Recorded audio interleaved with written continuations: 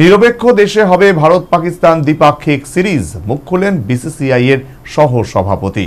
অনেক দেশই ভারত পাকিস্তান ম্যাচ আয়োজন করতে চাইছে, দাবি রাজীব শুক্লার। চলতি বছরের শেষে এশিয়া কাপে ফের ভারত পাক মহারণ হওয়ার কথা, কিন্তু দ্বিপাক্ষিক সিরিজ কি চিরতরেই বন্ধ হয়ে গেল? নিরপেক্ষ দেশে কি এই ম্যাচ আয়োজন করা সম্ভব নয়? প্রশ্ন ক্রিকেট ভক্তদের। সেই বিষয়ে মুখ খুললেন বিসিসিআই এর সহ সভাপতি রাজীব শুক্লা। শেষবার ভারত পাকিস্তানের দ্বিপাক্ষিক সিরিজ হয়েছিল 2012-13 সালে। তারপর থেকে শুধু আইসিসি ইভেন্টে সাক্ষাৎ হয় দুই যুযুধান দলের। চ্যাম্পিয়ন্স ট্রফিতে লড়াইয়ের পর ফের দ্বিপাক্ষিক সিরিজ শুরুর কথা বলেছেন ক্রিকেট ভক্তরা। এমনকি অনেকেই চাইছেন দুবাইয়ের মতো নিরপেক্ষ জায়গায় এই সিরিজ শুরু করা যাক। বিসিসিআই এর সহসভাপতি রাজীব শুক্লা অবশ্য স্পষ্ট জানান, এই বিষয়ে বিসিসিআই এর অবস্থান অত্যন্ত স্পষ্ট।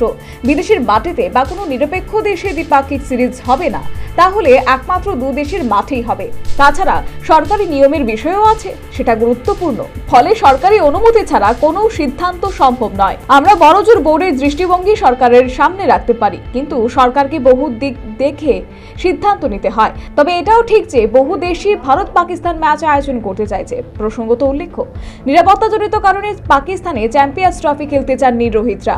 টুর্নামেন্ট হচ্ছে হাইব্রিড মডেলে।